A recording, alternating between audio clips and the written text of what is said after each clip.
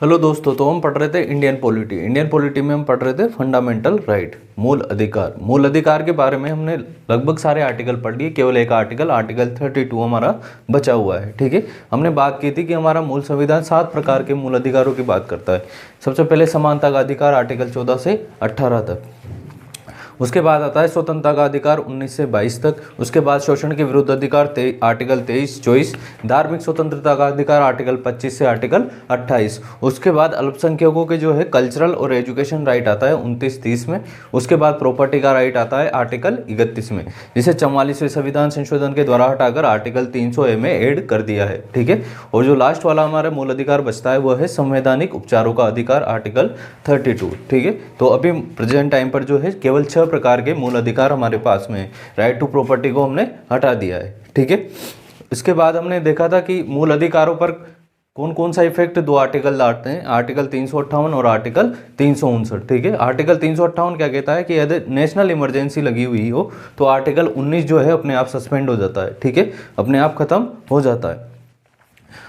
और आर्टिकल, लेकिन उसमें एक संशोधन किया गया 44वां संविधान संशोधन। उसमें यह कहा गया राष्ट्रीय आपातकाल लगने के 3 कारण होते हैं, या तो युद्ध, या बाहरी आक्रमण, या सशस्त्र विद्रोह। ठीक है, आर्म्ड रिबेल, यानी कि कोई हमारे अंदर ही कोई जैसे कि नक्सलवादी कब्जा वब्जा कर ले तो उस परिस्थिति में आपातकाल लगे, उसको बात करेंगे आर्म्ड रिबेल की बात।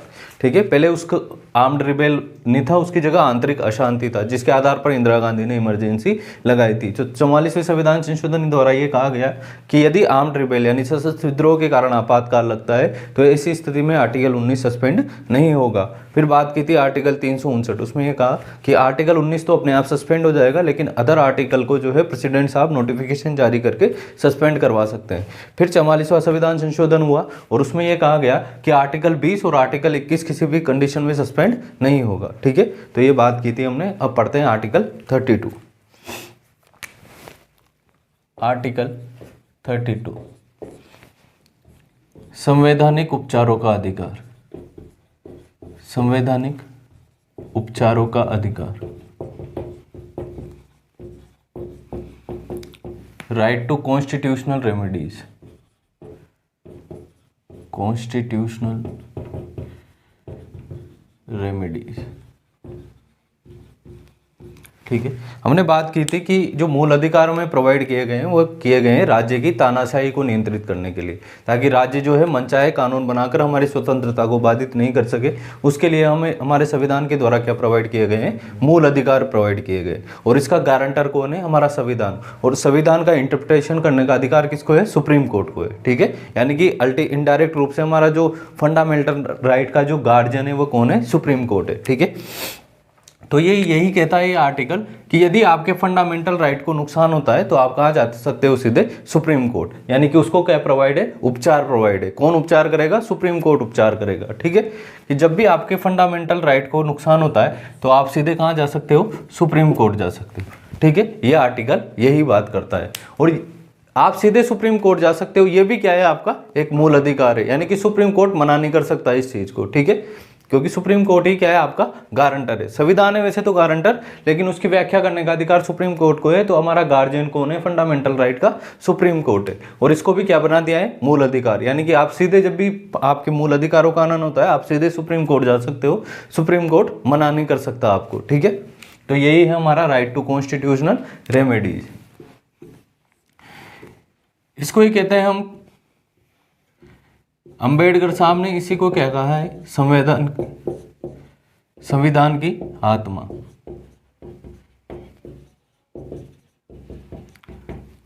Heart and soul of Indian constitution. Soul of Indian constitution. ठीक है, दिल और आत्मा कौन से आर्टिकल को कहा है अंबेडकर ने, आर्टिकल 32 को कहा है। ठीक है, क्यों कहा है, क्योंकि मूल अधिकारों का हनन होने पर आप सीधे सुप्रीम कोर्ट जा सकते हो। और ये भी क्या है, एक मूल अधिकार है, यानी कि सुप्रीम कोर्ट मना नहीं कर सकता आपको मूल अधिकारों के हनन की सुनवाई करने से। ठीक है, उसकी एक्शन लेने से सुप्रीम कोर्ट मना नहीं कर सकता। ठीक है, अब इसमें क्या है, इसमें दी जाती है सुप्रीम कोर्ट के द्वारा रिट आदेश। रिट का मतलब होता है बेसिकली आदेश देना, ठीक है। रिट का मतलब क्या होता है? आदेश देना। हम इस वाली रिट की बात नहीं कर रहे, ये बड़ी वाली है, ठीक है। हम छोटी वाली रिट की बात कर रहे, ठीक है। आदरणीय है रिट। तो हम बात करेंगे रिट। ये कहाँ से ली हमने? ब्रिटेन से। ये भी ध्यान रखना कि रिट का कंसेप्ट हमने कहाँ से लिया है? ब्रिटेन से लिया है। ये लैटिन वर्ड है। लैटिन वर्ड का मतलब, एक लैटिन वर्ड है जिसका मतलब होता है आदेश या रोकना, ठीक है। आदेश दिया जाता है इसमें सुप्रीम कोर्ट के द्वारा। जब भी आपके मूल अधिकारों का हनन होता है तो सुप्रीम कोर्ट क्या जारी करती है? रिट जारी करती है। हालांकि रिट जारी करने का अधिकार जो है हाई कोर्ट को भी है, लेकिन उसको अलग आर्टिकल के तहत प्रोवाइड किया गया है। वो हमारा मूल अधिकार नहीं है। वो हाई कोर्ट को जो रिट जारी करने का अधिकार है वो आर्टिकल 226 के तहत है। और हम जानते हैं केवल 12 से 35 तक ही क्या है? मूल अधिकार है। और 32 किस में आता है? सुप्रीम कोर्ट की रिट ज्यूरिडिक्शन, यानी सुप्रीम कोर्ट की रिट ज्यूरिडिक्शन जो है वो क्या है? हमारा मूल अधिकार है, ठीक है। समझ में आया? तो 5 प्रकार की सुप्रीम कोर्ट क्या जारी करता है? रिट। 5 प्रकार की रिट जारी करता है सुप्रीम कोर्ट, ठीक है। ये इतना समझ में आया कि जब भी आपके फंडामेंटल राइट का वायलेशन होता है आप सीधा कहाँ जा सकते हो? Supreme court. और इस चीज को भी क्या दिया गया है? फंडामेंटल राइट आर्टिकल 32 का दर्जा, यानी कि सुप्रीम कोर्ट मना नहीं कर सकता जब भी आपके फंडामेंटल राइट का हनन होता है, ठीक है। तो ये 5 टाइप की रिट कौन कौन सी है? पहली रिट है हेबियस कॉर्पस। हेबियस कॉर्पस इसका मतलब होता है बंदी प्रत्यक्षीकरण। बंदी प्रत्यक्षीकरण। दूसरी रिट है हमारे मेंडेमस, इसको कहते हैं परमादेश। तीसरी है प्रोहिबिशन, इसको कहते हैं निषेध। चौथी है सर्टियोरेरी, उत्प्रेषण। और 5वीं है कोवरंटो, अधिकार प्रच्छा, ठीक है। तो सुप्रीम कोर्ट ये 5 प्रकार की रिट जारी करती है। पहली है हेबियस कॉर्पस, दूसरी मेंडेमस, तीसरी प्रोहिबिशन, चौथी सर्टियोरेरी और कोवरंटो। देखो यहाँ से सिंपल जो क्वेश्चन बनता है एग्जाम के दृष्टि से, कोई से भी एग्जाम में वो सीधा पूछ लेगा कि भाई अंबेडकर ने किसको संविधान की आत्मा कहा या heart and soul of Indian constitution कौन से आर्टिकल को कहते हैं? तो आर्टिकल 32 को। या किस आर्टिकल के तहत सुप्रीम कोर्ट रिट जारी करती है? तो आर्टिकल 32, ठीक है। रिट का कंसेप्ट हमने कहाँ से लिया है? ब्रिटेन से, ठीक है। तो 3 प्रश्न तो ये हो गए और एक ये 5 रिट में से कोई एक हटा के एक ऑप्शन बना देगा, ठीक है, कि निम्न में से कौन से रिट शामिल नहीं है, ठीक है। तो ये 5 रिटों के प्रकार आपको ध्यान रखने हैं। अब इनको एक्सप्लेन करेंगे हम एक एक करके, ठीक है। यहाँ तक ली,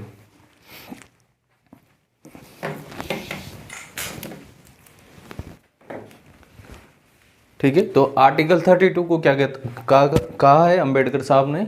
heart and soul of Indian constitution, ठीक है। आप सीधे आपके फंडामेंटल राइट का जब भी वायोलेशन होगा आप सीधे कहाँ जा सकते हो? सुप्रीम कोर्ट जा सकते हो। और सुप्रीम कोर्ट मना नहीं कर सकता आपको, क्योंकि वो भी क्या मिला उसको? भी क्या दिया है? फंडामेंटल राइट का स्टेटस दिया हुआ है, ठीक है। 5 प्रकार की रिट जारी करता है सुप्रीम कोर्ट। रिट का मतलब होता है आदेश। ब्रिटेन से ये कंसेप्ट लिया है, लैटिन वर्ड है बेसिकली। तो 5 प्रकार की रिट है हेबियस कॉर्पस, बंदी प्रत्यक्षीकरण, मेंडेमस परमादेश, उसके अलावा प्रोहिबिशन निषेध, चौथा है सर्टियोरेरी उत्प्रेषण और 5वां है कोवरंटो। ये 5 के नाम आपको ध्यान रखना है, ठीक है। इसमें एक और चीज नोट लगा के लिख लेना कि जो रिट जारी करने का अधिकार है वो सुप्रीम कोर्ट के पास भी है और हाई कोर्ट के पास भी है। इसके अलावा अगर संसद चाहे तो किसी अन्य कोर्ट को भी रिट जारी करने का अधिकार दे सकती है, ठीक है। कौन दे सकती है? संसद दे सकती है। तो इसको नोट डाल के लिख लो कि संसद किसी अन्य कोर्ट को भी आर्टिकल 32 के तहत रिट जारी करने का अधिकार दे सकती है, लेकिन अभी तक दिया नहीं हुआ है। केवल 2 ही कोर्ट को रिट जारी करने का अधिकार है, सुप्रीम कोर्ट को और हाई कोर्ट को, ठीक है।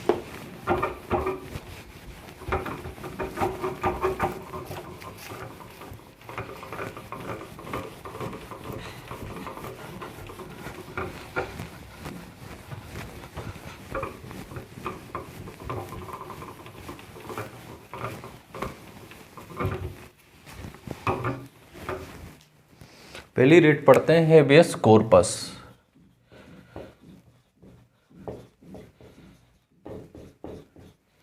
बंदी प्रत्यक्षीकरण।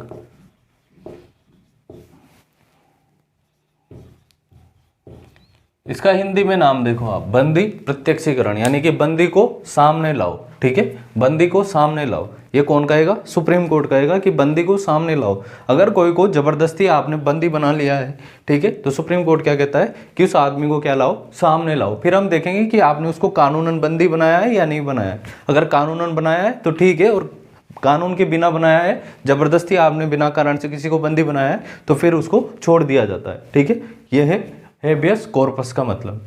ठीक है, बंदी प्रत्यक्षीकरण। बंदी को सुप्रीम कोर्ट के सामने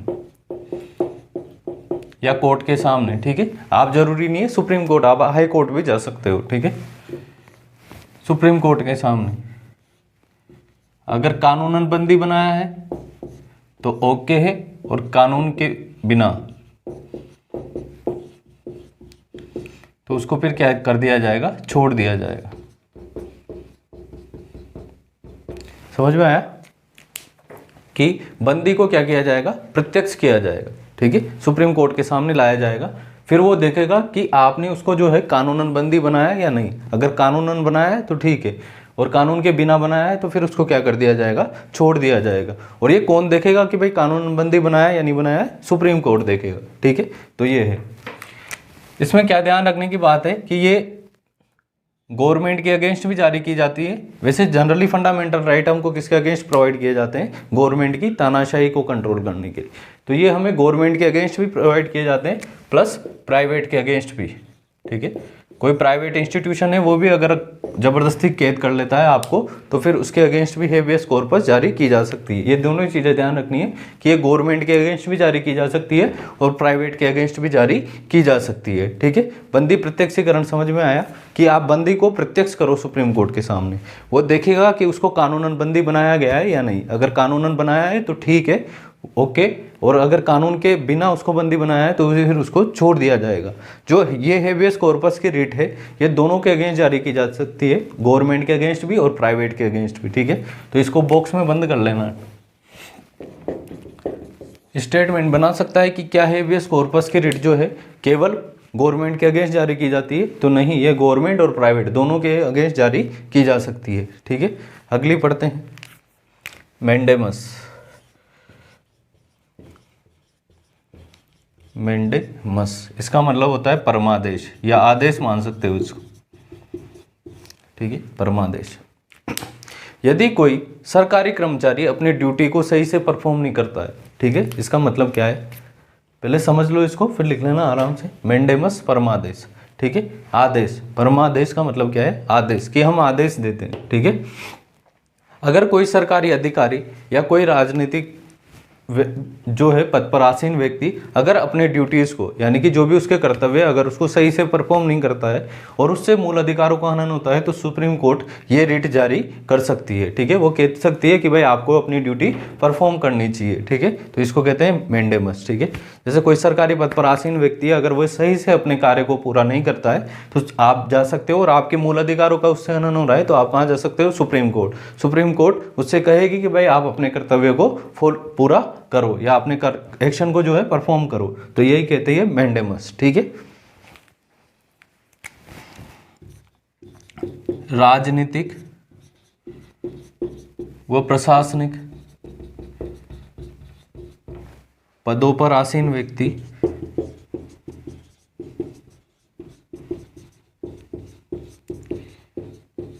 यदि अपने कर्तव्यों को पूरा नहीं करता है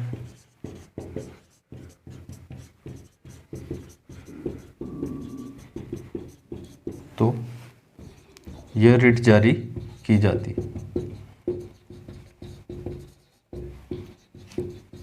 समझ में आ गया ना? अगर कोई अपने एक्शन को परफॉर्म नहीं करता है सही से तो उसके अगेंस्ट ये रिट जारी की जाती है। ठीक है, आप जैसे किसी पोस्ट पर बैठे हो, आपका काम है राशन कार्ड बनाना। ठीक है, अगर अब जैसे राशन कार्ड से उसको गेहूं वेहूं मिलेंगे तो उसका क्या है? एक राइट टू लाइफ के अगेंस्ट एक मूल अधिकार हो गया। ठीक है, तो उसका हनन हो रहा है, वो आदमी राशन कार्ड नहीं बनवा रहा, तो आप कहाँ जा सकते हो? सुप्रीम कोर्ट जा सकते हो सीधा।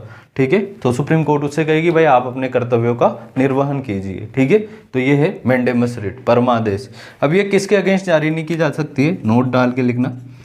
ये एक तो प्राइवेट के अगेंस्ट जारी नहीं की जाती है, ये केवल गवर्नमेंट के अगेंस्ट ही जारी की जाती है। ठीक है, जैसे कोई प्राइवेट स्कूल वाला अच्छा नहीं पढ़ा रहा, तो फिर आप उसके अगेंस्ट ये रिट जारी नहीं कर सकते, क्योंकि अच्छा नहीं पढ़ाएगा तो ऑटोमेटिक वो स्कूल बंद हो जाएगा। ठीक है, तो प्राइवेट प्लेयर के अगेंस्ट ये रिट जारी नहीं की जाती।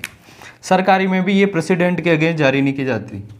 प्रेसिडेंट साहब से नहीं कह सकते आप कि ये आप अपने कर्तव्यों का सही से निर्वहन नहीं कर रहे। ठीक है, गवर्नर के अगेंस्ट भी ये रिट जारी नहीं की जा सकती। ठीक है, तो ये चीज़ें आपको ध्यान रखनी है कि ये रिट किस किस के अगेंस्ट जारी नहीं की जा सकती है। तो प्राइवेट प्लेयर के अगेंस्ट ये रिट जारी नहीं की जा सकती, प्रेसिडेंट और गवर्नर के अगेंस्ट ये रिट जारी नहीं की जा सकती। तो हमने अभी दो प्रकार की रिट पढ़ी, एक तो पढ़ी हेबियस कॉर्पस यानी बंदी प्रत्यक्षीकरण, यानी कि बंदी को कहाँ लाया जाए, सुप्रीम कोर्ट को। जिसको भी आपने कैद कर रखा है या बंदी बना रखा है उसको सुप्रीम कोर्ट के समक्ष पेश किया जाएगा। फिर सुप्रीम कोर्ट ये देखेगी कि उस आदमी को आपने कानूनन बंदी बनाया है या नहीं। अगर कानूनन बनाया है तो ओके, और कानूनन नहीं बनाया है तो फिर उसको छोड़ दिया जाएगा। ये रिट दोनों ही प्रकार के गवर्नमेंट के अगेंस्ट भी जारी की जा सकती है और प्राइवेट इंस्टीट्यूशन या प्लेयर के अगेंस्ट भी ये रिट जारी की जा सकती है। दूसरी है मेंडेमस। मेंडेमस का मतलब है परमादेश, हम आदेश देते हैं। ठीक है, हम आदेश देते हैं कि जो आप अपनी ड्यूटी है वो परफॉर्म करो।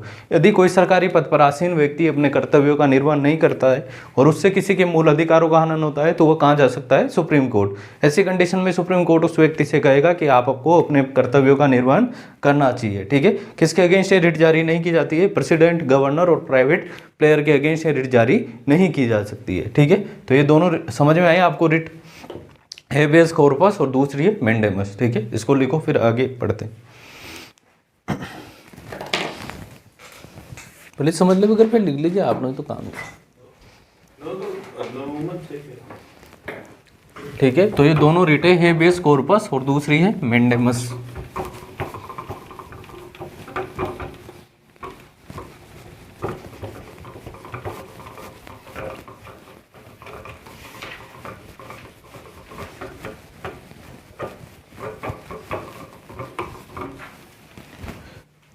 अगली रिट पढ़ने से पहले एक अंग्रेजी की कहावत सुन लो, prevention is better than cure. Prevention is better than cure. ठीक है, जर्दा खाना छोड़ दो ताकि कैंसर का इलाज नहीं कराना पड़े। ठीक है, तो यहीं से हम दो रिट पढ़ेंगे। एक का नाम है प्रोहिबिशन, इसका मतलब होता है निषेध, और दूसरी पढ़ेंगे सर्टियोरिटी यानी कि उत्प्रेषण। ठीक है, दोनों ही रिट जो है कोर्ट के संबंधित है। दोनों ही रिट किससे संबंधित है, कोर्ट से संबंधित है। अभी तक जो हम रिट जारी करते थे, जैसे कि हमने पढ़ा था हेबियस कॉर्पस और दूसरी मेंडेमस, ये दोनों ही हम किसके अगेंस्ट जारी कर रहे थे, जनरली एग्जीक्यूटिव के अगेंस्ट जारी कर रहे थे। ठीक है, ताकि एग्जीक्यूटिव अपना सही से काम कर सके, कार्यपालिका अपना सही से काम कर सके। लेकिन ये जो रिट जारी की जाती है जनरली कोर्ट के अगेंस्ट। ठीक है, दोनों ही प्रकार की रिट किसके अगेंस्ट जारी की जाती है, कोर्ट के अगेंस्ट जारी की जाती है। एक कोर्ट जो अपर कोर्ट है वो लोअर कोर्ट को जारी करती है। ठीक है, अपर कोर्ट लोअर कोर्ट को। इस रिट में क्या है, प्रोहिबिशन है। जैसे कि लोअर कोर्ट जो है, जो ऊपरी कोर्ट है वो निचले स्तर के कोर्ट से कहेगा कि भाई ये जो मामला है, जैसे ये किसी मामले की सुनवाई कर रही है तो ये कहेगी कि भाई ये जो मामला है ये आपके ज्यूरिडिक्शन के यानी कि आपके अधिकार में नहीं है, आप इसकी सुनवाई जो है रोक दो, निषेध कर दो। ठीक है, इसकी सुनवाई को क्या कर दो, रोक दो। ठीक है, प्रिवेंट कर दो। अपर कोर्ट लोअर कोर्ट को कहेगी कि ये जो मामला है ये आपके अधिकार के बाहर है, इसलिए आप इस मामले की सुनवाई नहीं कर सकते। ठीक है, समझ में आया कि अपर कोर्ट लोअर कोर्ट को कहेगा कि यह मामला, जैसे कि मान लो हाई कोर्ट या कोई भी अपर कोर्ट किसी डिस्ट्रिक्ट कोर्ट को कहेगा कि भाई ये जो मामला है ये आपकी अधिकार के बाहर है, आप इस मामले की सुनवाई नहीं कर सकते। ठीक है, तो कोर्ट के अगेंस्ट ही जारी की जा रही है, अपर कोर्ट लोअर कोर्ट को जारी कर रहा है। ठीक है, तो ये है प्रिवेंट। प्रिवेंट का मतलब है रोकना, कि इस मामले की सुनवाई आप रोक दो, आप इस मामले की सुनवाई नहीं कर सकते। ठीक है, इसमें क्या है, यहाँ तो ये है इसने सुनवाई करने से ही रोक दिया, इसमें क्या होगा, इसने सुनवाई कंप्लीट कर ली होगी और अपना डिसीजन भी दे दिया होगा लोअर कोर्ट ने, तो सुप्रीम कोर्ट या अपर कोर्ट उस डिसीजन को कहाँ मंगाएगा, अपने पास। फिर वो देखेगा कि इसने सही से निर्णय लिया है या नहीं लिया है। अगर इसने सही से निर्णय नहीं लिया है तो उसको क्या कर देगा, खारिज कर देगा, क्योर क्योर का मतलब होता है इलाज, यानी कि आपने डिसीजन दे दिया है, उसके बाद में अपर कोर्ट लोअर कोर्ट से उस डिसीजन को अपने पास मंगाएगा, फिर ये देखेगा कि उसने सही से निर्णय दिया है या नहीं दिया है। ठीक है, ये भी अपर कोर्ट लोअर कोर्ट। ठीक है, इसमें क्या है कि लोअर कोर्ट ने क्या दे दिया, अपना डिसीजन दे दिया है या निर्णय दे दिया है, इसको कहाँ मंगाएगा, लोअर कोर्ट अपने पास मंगाएगा। फिर ये देखेगा कि ये निर्णय जो है इसने सही दिया है या नहीं दिया है। अगर सही नहीं दिया है तो उसको क्या कर देगा, खारिज कर देगा। ठीक है, उत्प्रेषण का मतलब है रोक कर हमें सूचित करो। ठीक है, इस मामले को क्या करो, हमारे पास भेजो, हम देखेंगे इस मामले को। ठीक है, हमें सूचित करो। लोअर कोर्ट से अपर कोर्ट क्या कहेगा कि हमें सूचना दो इस मामले की। ठीक है, तो समझ में आया कि दोनों ही जो रिट है वो किसके अगेंस्ट जारी की जाती है, कोर्ट के अगेंस्ट जारी की जाती है। जो है ऊपर वाला कोर्ट है वो नीचे वाले कोर्ट को आदेश देगा। ठीक है, नीचे वाले कोर्ट के अगेंस्ट ये रिट जारी की जा सकती है। इससे ध्यान रखना, prevention is better than cure. C से सर्टियोरेटी, इसमें क्या है, डिसीजन देने के बाद अपने पास मंगवाएगा। इसमें क्या है, सुनवाई के दौरान ही अपने पास मंगवा लेगा। ठीक है, यहाँ पर सुनवाई पूरी कर ली लोअर कोर्ट ने और आदेश भी दे दिया। ठीक है, उसके बाद ये मंगवाएगा। ठीक है, इसमें क्या होगा, सुनवाई के दौरान ही मंगवा लेगा कि भाई ये आपके अधिकार के बाहर है या आपके बस का बात नहीं है, इसको क्या भेजो, हमारे पास भेजो। ठीक है, या इस पर आप जो है सुनवाई नहीं कर सकते। ठीक है, इसमें एक और जजमेंट आया 1991 में। 1991 में सुप्रीम कोर्ट ने ये कहा कि ये जो है कार्यपालिका के अगेंस्ट भी जारी की जा सकती।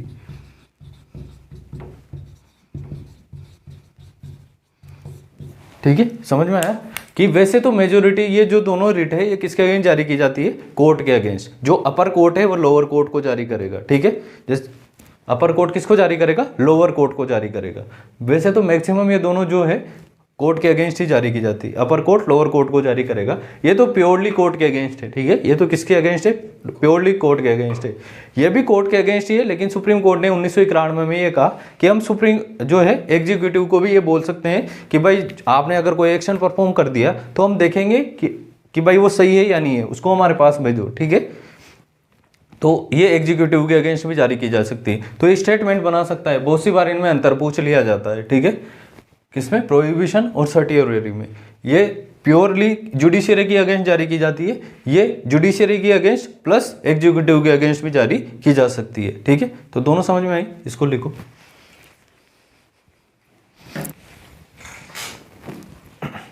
ठीक है, तो प्रिवेंशन का मतलब होता है रोकना, यानी कि अपर कोर्ट लोअर कोर्ट को ये कहेगा कि ये मामला जो है आपके अधिकार क्षेत्र के बाहर है, आप इस पर सुनवाई नहीं कर सकते।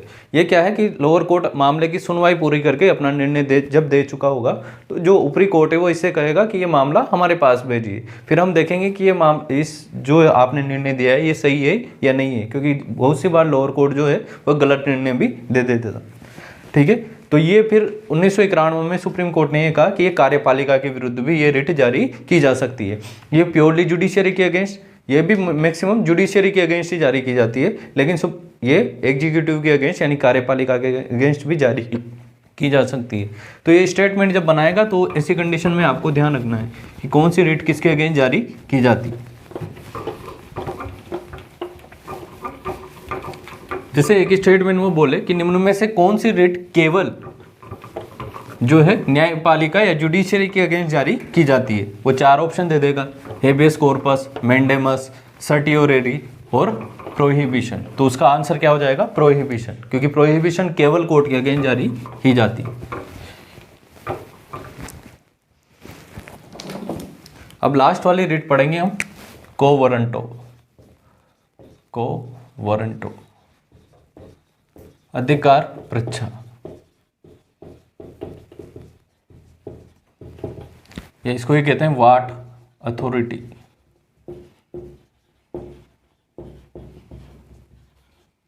ठीक है, वाट अथॉरिटी, इसका मतलब क्या है, जैसे कि कोई व्यक्ति किसी पद पर जब अपॉइंट होता है तो वह उस पद की योग्यता के लायक है या नहीं है, उसको जानने के लिए ये रिट जारी की जाती है। ठीक है, जैसे कोई व्यक्ति किसी पद पर नियुक्त कर दिया गया, ठीक है, उस पद के लिए जो योग्यता चाहिए वो योग्यता वो नहीं रखता है। ठीक है, तो फिर उसके लिए ये रिट जारी की जाती है। ठीक है, जैसे किसी आदमी को कोई ऑफिसर बना दिया, अब उस ऑफिसर बनने के लिए जो योग्यता चाहिए वो नहीं रखता है। ठीक है, तो फिर कोई दूसरा बंदा जो है वो सुप्रीम कोर्ट जाएगा और कहेगा कि ये तो ये योग्यता रखता ही नहीं है, तो फिर वो सुप्रीम कोर्ट इस ऑफिसर से पूछेगा कि जो आप इस पद पर बैठे हुए हो वो किस अथॉरिटी से बैठे हुए, आपके पास क्या योग्यता है इस पर बैठने की। अगर उसके पास योग्यता होगी तो ठीक है, और नहीं होगी तो फिर ये कैंसिल कर दिया जाएगा। ठीक है, समझ में आई।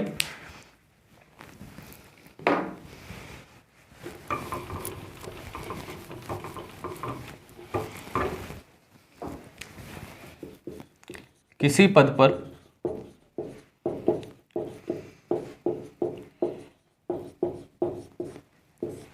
नियुक्ति के विरुद्ध, ठीक है, किसी पद पर नियुक्ति के विरुद्ध।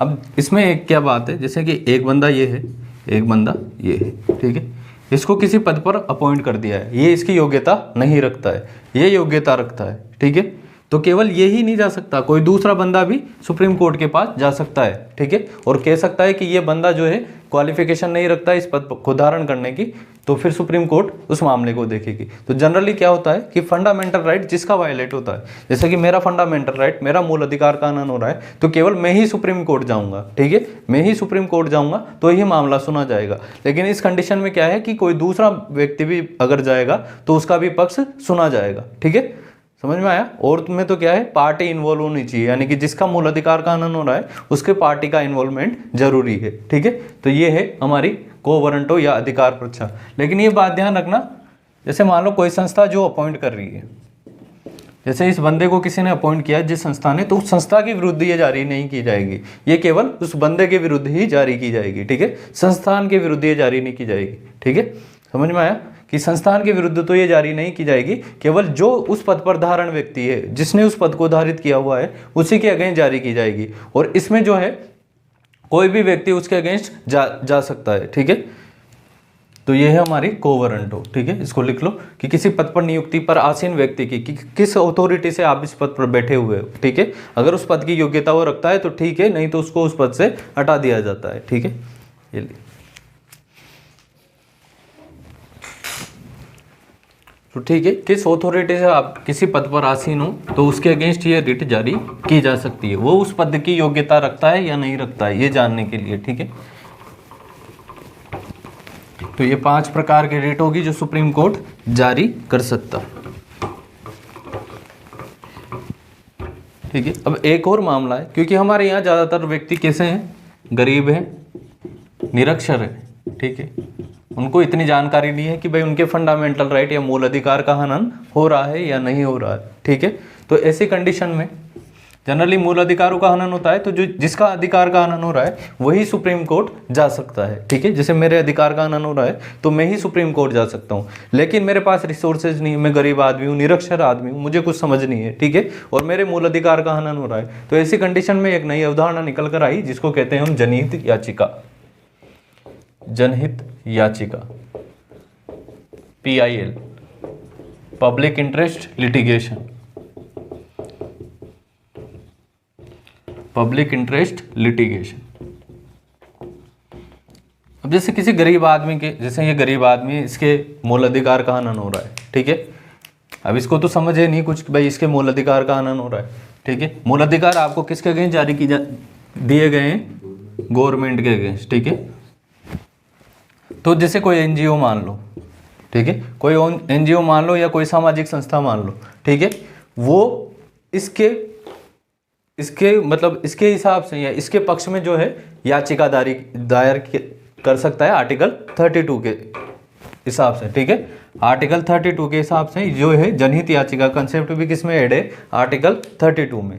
यानी कि इस व्यक्ति को जरूरी नहीं है इसकी तरफ से कोई भी सामाजिक संस्था, ठीक है, या एनजीओ इसकी तरफ से क्या कर सकता है, याचिका दायर कर सकता है। सुप्रीम कोर्ट उस मामले में भी रिट जारी करेगा। तो ठीक है, जनहित याचिका जो कंसेप्ट है या आगे और डिटेल में पढ़ेंगे जब हम जुडिशियरी पढ़ेंगे, तो जनहित याचिका कंसेप्ट भी किस में आ जाता है, आर्टिकल 32 में आ जाता है। ठीक है, इसके अलावा सुप्रीम कोर्ट जो है शो मोटो एक्शन, शो मोटो एक्शन का मतलब होता है सो विवेक से, जैसे उसने न्यूज़पेपर में कुछ पढ़ रहा है वो, ठीक है, न्यूज़पेपर में पढ़ रहा है वो क्या नाम से, कि भाई कुछ भी अधिकारों का किसी का भी हनन हो रहा है, गरीब आदमी के अधिकारों का हनन, तो स्वयं से भी निर्णय दे सकता है न्यूज़पेपर के हिसाब से या रिपोर्ट आदि के हिसाब से। अगर खुद को लगता है उसको कि हाँ इसमें मूल अधिकारों का हनन हो रहा है, तो स्वयं भी क्या कर सकता है, जो है रिट जारी कर सकता है। ठीक है, स्व विवेक से भी रिट जारी कर सकता है। ठीक है, समझ में आया ये PIL का कंसेप्ट। PIL का कंसेप्ट भी किसी में ऐड है, आर्टिकल 32 में ही ऐड है। ठीक है, आगे जब हम जुडिशरी पढ़ेंगे तब आएगा ये PIL वगैरह सब। ठीक है, समझ में आया ये? तो इसमें लिख लेना कि PIL भी उसी में ऐड है। इसके अलावा जो सुप्रीम कोर्ट है वो स्व मोटो यानी कि स्व विवेक से भी समाचार पत्रों आदि के हिसाब से क्या कर सकता है, रिट जारी कर सकता है।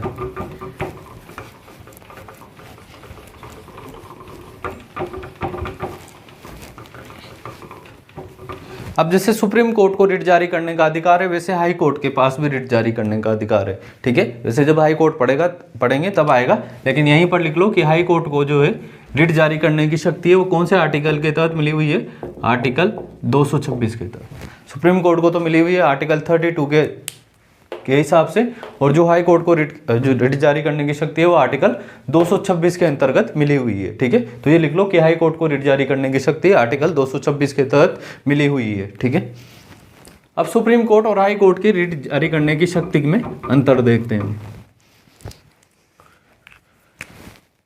सुप्रीम कोर्ट रिट और हाई कोर्ट रिट।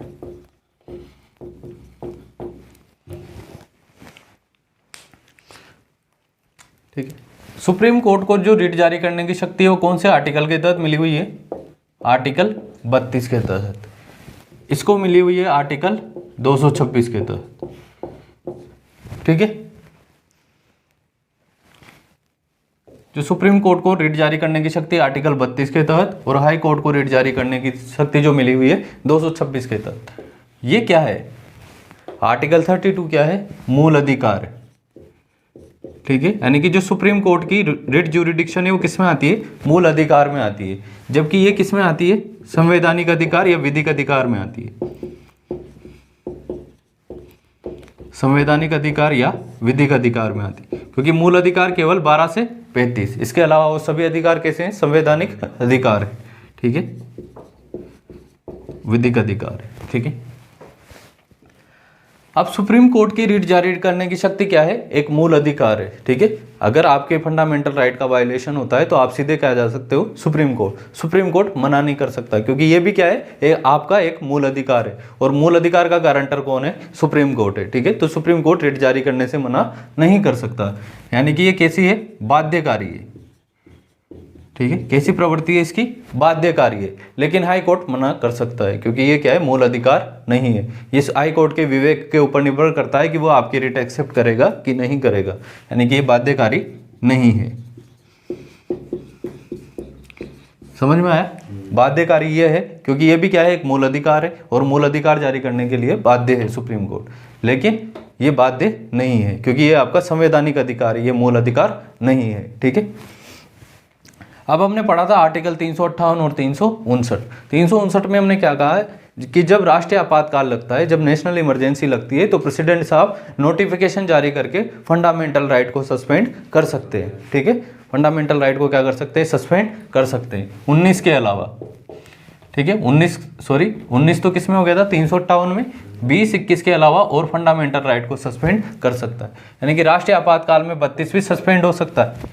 ठीक है, 32 भी क्या हो सकता है, सस्पेंड हो सकता है, लेकिन ये सस्पेंड नहीं होता है क्योंकि फंडामेंटल राइट में ये नहीं आता है, तो ये तो सस्पेंड हो जाता है, तो रिट जारी करने की शक्ति भी खत्म, लेकिन ये सस्पेंड नहीं होता है। ठीक है, यहाँ लिख लेना, राष्ट्रीय आपातकाल के दौरान निलंबन।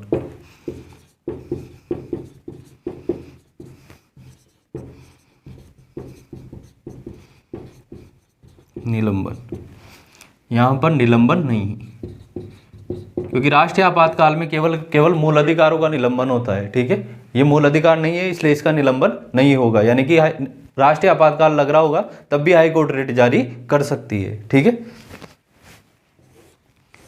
इसके अलावा जो सुप्रीम कोर्ट है वो क्या करती है, केवल और केवल जो है मूल अधिकारों के हनन होने पर रिट जारी कर सकती है। ठीक है, केवल और केवल मूल अधिकारों का जब हनन होगा तभी सुप्रीम कोर्ट रिट जारी करेगी।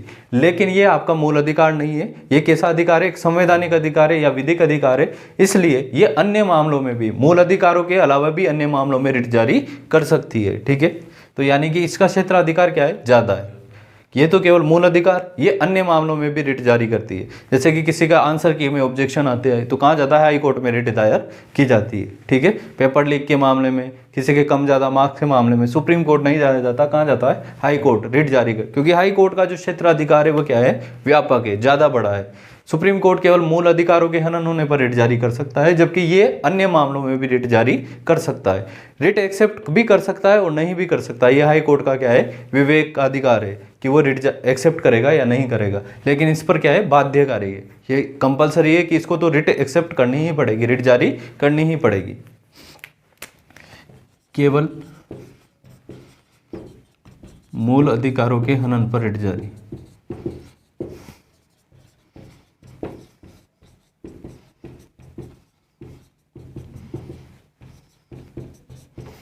ठीक है, ये मूल अधिकार प्लस अन्य मामले।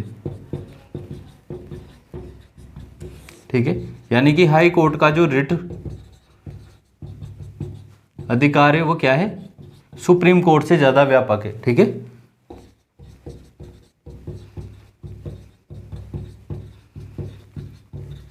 ये अंतर समझ में आया सुप्रीम कोर्ट और हाई कोर्ट में। सुप्रीम कोर्ट को जो रिट जारी करने की शक्ति है वो आर्टिकल 32 के तहत मिली हुई है, जबकि हाई कोर्ट को रिट जारी करने की शक्ति आर्टिकल 226 के तहत मिली हुई है।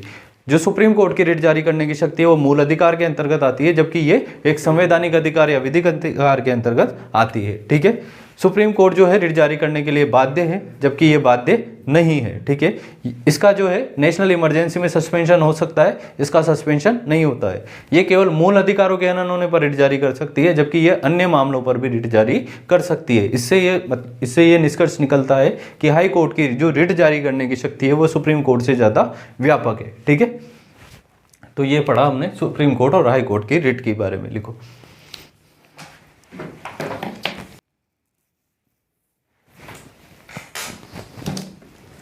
ठीक है, तो सुप्रीम कोर्ट और हाई कोर्ट के रिट ज्यूरिडिक्शन में हमने अंतर पढ़ा।